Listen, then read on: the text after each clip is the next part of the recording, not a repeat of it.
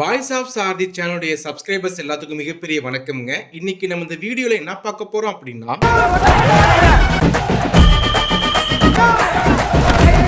Bison Kaalamaadan. இந்த படம் ஆக்சுவலா படம் வந்து 10 நாள் ஆக போகுது. பட் இந்த படம் இன்னைக்கு தான் பார்க்க எனக்கு ஒரு வாய்ப்பு கிடைச்சிச்சுங்க.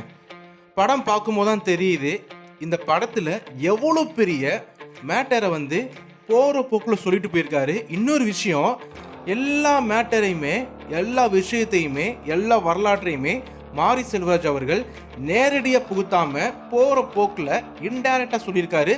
அதை நாம தான் புரிஞ்சுக்கணும். வரலாறு படிச்சவங்களுக்கு தெரியுங்க இதெல்லாம்.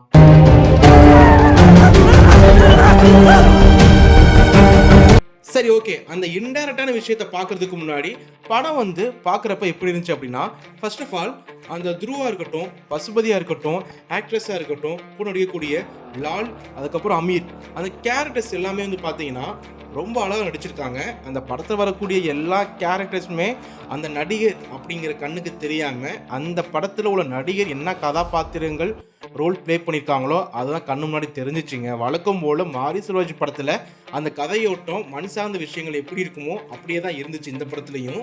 வந்த வழியில் வம்பு விலை கொடுத்து வாங்கிட்டியாடா, சத்தியம் பண்ணல கபடி மயிரின் கடந்து அலைய மாட்டேன்னு சத்தியம். படத்தோட நடிகர் ஒரு ஸ்பாட்ல வந்து 10 டிஃபன்ல சாப்பிடுவாரு. அதுவா இருக்கட்டும், பரோட்டா சாப்பிட்றதா இருக்கட்டும், கபடி விளையாடுறது ஃபர்ஸ்ட் டைமா இருக்கட்டும், பஸ்ஸில் சண்டை போடுறதா இருக்கட்டும், ஆட்டோட கழுத்தை அறுக்கிறதா இருக்கட்டும், இந்த மாதிரி சீன் எல்லாமே நமக்கு வந்து ரொம்பவே கடத்துதுங்க. அமீர் கேரக்டர், லால் கேரக்டர், ரெண்டு பேர்த்துடைய அந்த முரண்பாடுகளாக இருக்கட்டும், வரக்கூடிய அந்த ஆக்ஷன் காட்சிகளாக இருக்கட்டும், அது நம்ம ரொம்ப பதக்க வைக்குங்க.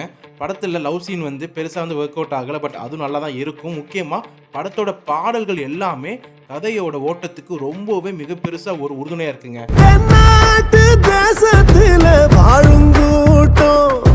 அந்த இன்டைரக்டான விஷயம் சொன்ன பார்த்தீங்களா, மாரி செல்வராஜ் வந்து என்னை பொறுத்த வரைக்கும் சிறந்த படைப்பாளி அப்படிங்கிறத விட நல்ல ஒரு படிப்பாளின்னு சொல்லலாங்க. ஏன்னா அங்கங்கே பார்த்தீங்கன்னா 1989 நடக்கக்கூடிய சம்பவங்கள் வந்து பார்த்தீங்க அப்படின்னா அந்த கிராமத்தில் கரண்ட் இருக்காது. அதுக்கப்புறம் கரண்ட் வருது. கரண்ட் வரும்போது யாரோட ஆட்சி இருக்குதோ அதை வந்து குறிப்பிட்டிருப்பாரு. டேரெக்டாக சொல்ல மாட்டாருங்க.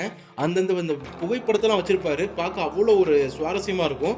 ரெண்டாவது, அந்த காலகட்டத்தில் வந்து பார்த்தீங்கன்னா மஞ்சள் கலர் லைட் இருக்கும் பார்த்தீங்களா, அந்த லைட்டோட வெளிச்சம் எவ்வளோ தூரம் இருக்குமோ அதை வரைக்கும் இவங்க வந்து லைட்டிங் கேமரா வச்சு அப்படி நமக்கு வந்து பார்த்தீங்கன்னா கண் மூலம் நிறுத்துறாங்க.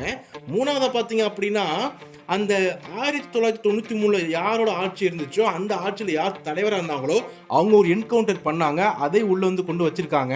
பேக் டிராப்ல வந்து பார்த்தீங்கன்னா லாலோடைய அந்த கேஸ்ட் என்னன்னு யாருக்குமே டேட்டா சொல்லவே மாட்டாங்க. ஆனால் 2-3 சீன்ல அவர் என்ன கேஸ்டோ அதுக்கான ஒரு சின்ன ஹிண்ட் வந்து கொடுத்துருப்பாங்க.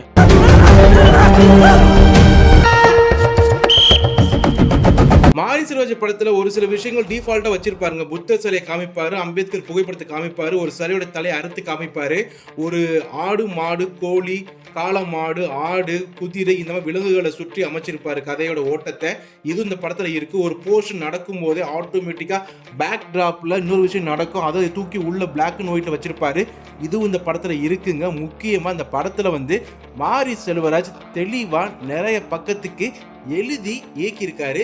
அதோடைய அவுட்புட் இந்த படத்தோட ஸ்கிரீன்ல பார்க்கும்போது அப்படியே தெரியுதுங்க.